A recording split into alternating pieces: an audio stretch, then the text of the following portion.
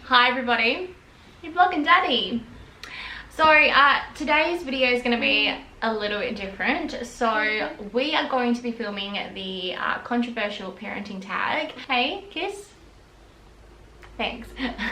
Yeah, we weren't tagged in this tag, but I did watch one of my YouTube friends, Tiffany from Keeping Up with the Cockases, do this tag on her channel, and I really wanted to do it too, with Nick obviously. So we are going to go through the questions. So Tiffany sent me the questions. So number one is pro-life or pro-choice? Definitely pro-choice. I am definitely pro-choice. I think that that is really important for a woman to have rights to her own body, but if you're going to leave it that long, Once it goes from being like, you know, a pea to an avocado, there's a big difference there. So definitely pro-choice, but pro-life if it's going to be that far down the track, because then to me I think that's wrong. It's pro-choice, but just be smart about it. Yeah, that's a better answer. Number two, baby wearing. I would not wear a baby. You would not wear a baby? Do you know what I mean though? Like the If someone offered me a suit made of babies, no, I wouldn't wear Nick, it. you know that what was that baby carrier we had? Baby Bjorn. Baby Beyond, that's the one. I'm guessing that's what the question is. So I would definitely wear Felix, although I didn't actually have to because Nick did all the carrying, which was really helpful for me. I think there's something more to it, because that doesn't even seem controversial. That just seems like... it is weird, but oh, if what we else got would it wrong, it be, we got Nick? it wrong. What else would it be? Okay, number three is circumcision. How do you feel about that? No doctor is going near Felix's doodle with anything. Well, yeah, I'm kind of like on the same page as you. If he one day wants a circumcision for any reason, if for any reason Felix wants a circumcision in the future, I feel like I haven't been looking directly at the camera the whole time anyway, then that's his choice, but we aren't going to meddle with that. Look how happy he is with all of his doodles. Number four is adoption. So I don't know whether this actually means if we would to have a baby and then adopt it out, or whether we would adopt a child into our family. So I guess it's a bit of both. How do you feel about adopting a child in the future for any reason? I guess it comes down to if we kind of have to. You kind of have to, yeah. Like if you couldn't have another kid, I'd be okay with adoption. Yeah. I'm definitely open to it. If I wasn't able to have another child, but adopting out our own child, I just don't think that I could ever do that. I really... Again, I think it comes down to circumstance. Yeah. Personally, I believe that if you're going to have children and make that commitment, then the child should live with its birth parents. Unless something drastic was to happen. But I'll fix it in a second. But yeah, I would definitely consider adopting a child in the future if that was the situation that we were faced with. If I wasn't able to have another child down the road, or for any reason we just decided that we wanted to adopt, I'm definitely open to extending our family to another child that we didn't create personally, and making them feel loved and safe and happy and have a family to grow up with. But I don't personally think I could adopt out my own child. Number five is baby piercings. I think I've already told you how I feel about this, and I'm pretty against it. Don't stab your baby. Don't stab your baby. I think, well, I had my ears pierced when I was 2, and even then I think that was a little bit too young. I think that should be a decision made for the child when they're old enough to. I don't really think it's a very nice thing to do. I don't think you're doing it for yourself and not for the child. 100% for the parents' benefit. Number 6 is breast milk versus formula. You go. I was breast milk. It is controversial, but isn't it? It's hard. Then Amber struggled with breast milk, so we kind of had to go formula. Actually, we went about half and half. We've done both. After that, I'd probably say I'm okay with formula. Like, breast milk if you can, formula if you can't. That's it. Like, I'd still give breast milk a go though. obviously, not personally, I think it's just gross. But. A lot of people don't understand the struggles some women go through when they're learning how to breastfeed. It can be quite daunting and scary and very, very painful and whatnot. So I'm definitely okay with both. However, I do feel like if you are able to give breastfeeding a go, give it a go. Because there are some people out there that really want to do it and they just can't for any particular reason, whether it be medical or anything else. Because at the start, I honestly didn't even think I would leave the hospital breastfeeding. It was so scary and hard for me and really awkward and embarrassing. I remember the embarrassment I felt for a long time because obviously it's not something you're used to and you have to get used to it pretty quickly. But I eventually ended up breastfeeding Felix for 6 months, wasn't it? And that was my goal and I pushed through it and I did it. Cry it out method versus the other, which is what we did. I'd love to be able to let him cry it out, but it's just so sad. yeah. I think we careful, you're gonna knock the tripod. I think we tried to on a couple of occasions, and it is too sad. Like, we're both quite emotional, sensitive people, and we didn't really have the tolerance to be able to just sit out in the lounge room while he screamed and cried in his bed cot. Yeah. Call us weak, but I just can't do it. Yeah, spanking or smacking. Opinion? I'm against spanking. Yeah. I don't think you should raise your kid based on fear. Yeah. You want to teach a life lesson, you explain it rather than just Come here. spanking and No, making you the want kid scared daddy. of doing it again. He I wants don't think they learn anything from that. I don't think I would ever spank or smack Felix if he was doing the wrong thing. I just don't think that's the right way to teach them life lessons. I think if they're playing up or being naughty, I don't even like the word naughty.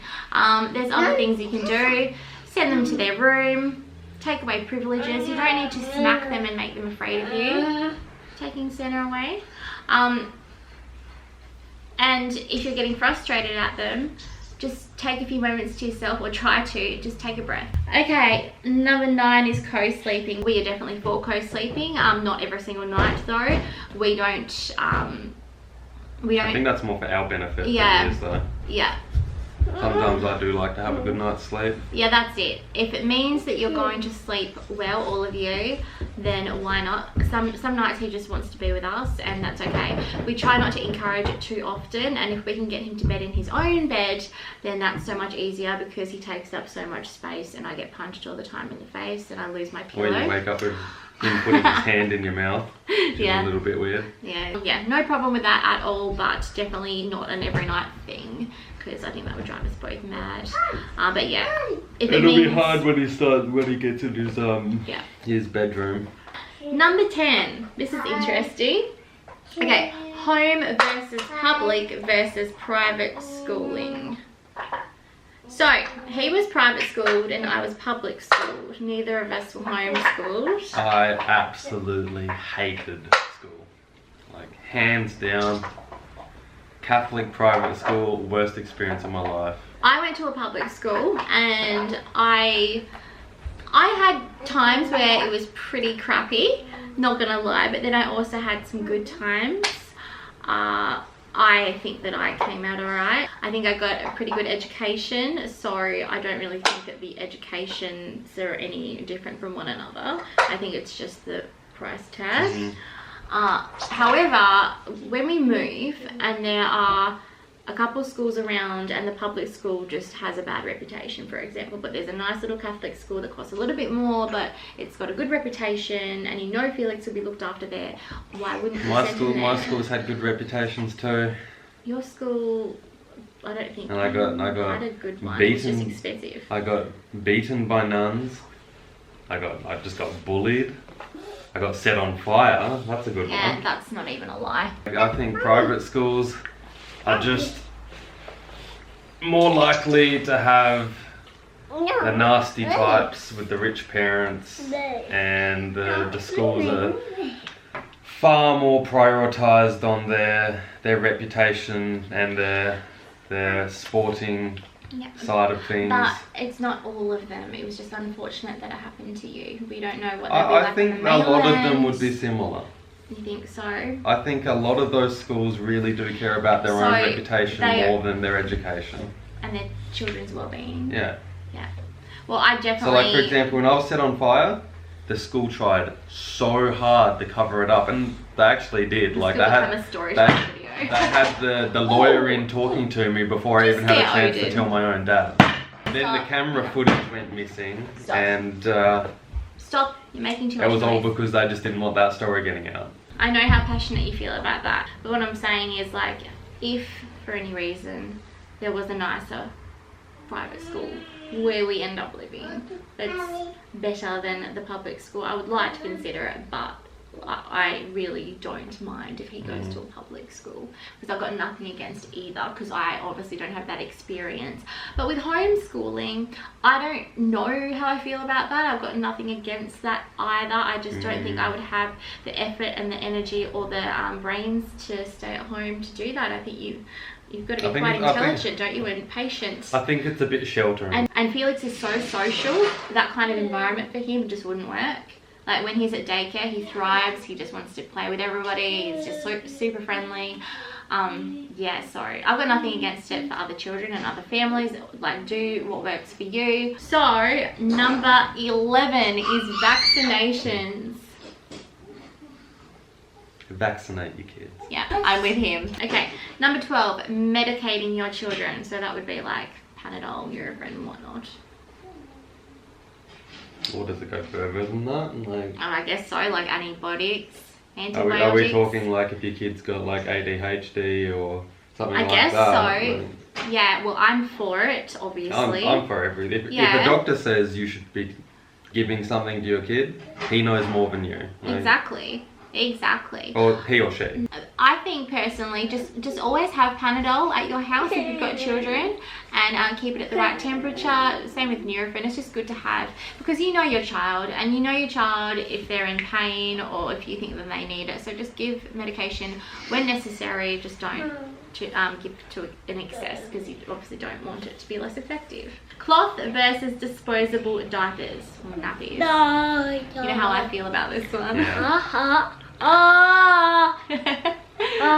For cost reasons, I can see why people go with cloth. And they also make some really super duper cute cloth nappies out there. Yeah. But I don't do the washing, so I'm all for the disposables, because I don't really get to have any influence. Well, obviously it's much better for the environment if you can get around the cloth nappies and don't mind constantly washing them over and over again. If you're a parent out there that uses cloth nappies, good for you. If you have the if you don't mind cleaning them, then that's so fine. Felix, don't touch the tripod. But for me, it's just it's too much effort, and it's kind of gross to me to have to constantly wash them. Like, I don't know, I really don't want to offend anybody that uses them, because I see how cute they are and how smart they are and how great for the environment they are and how great they are on your wallet. But for me, it's disposable all the way.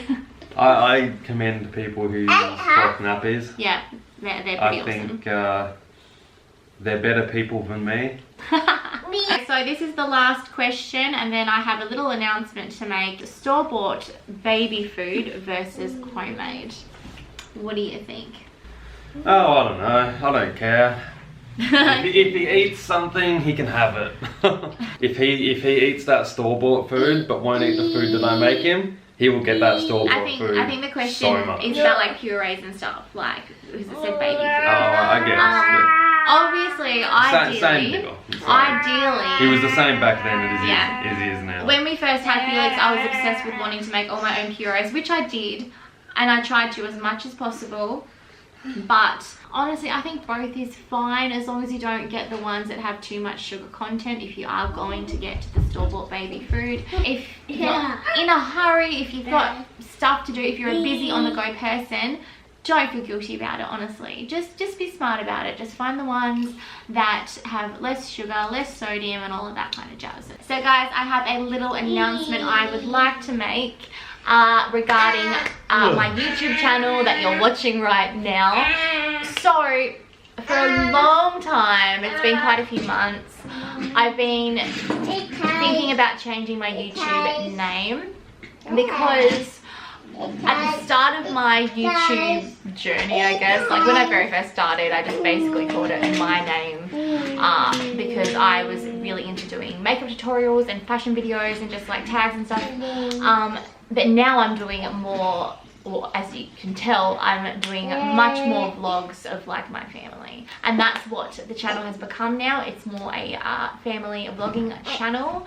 So I kind of just really thought about changing the name to something that symbolizes all three of us instead of just me. So anyway, with that being said, I've been contemplating names of what to call the channel, and it's been really tricky.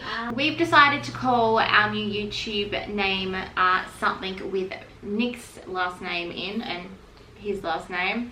I thought about this for a while. I wasn't too sure whether it would work, because obviously my last name is different because we're not married yet, we're not even engaged yet. We're de facto.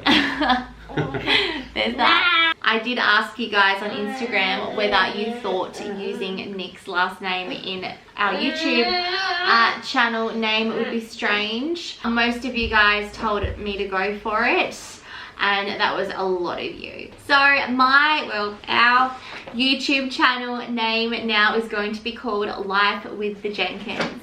Yay! So please make sure you don't unsubscribe, because the channel is going to be exactly the same. We're still going to be pumping out family vlogs every single week. But yeah, that is the new YouTube name, and I really hope you guys still stick around. Anyway, we're going to wrap up this tag. I hope you enjoyed. Bye.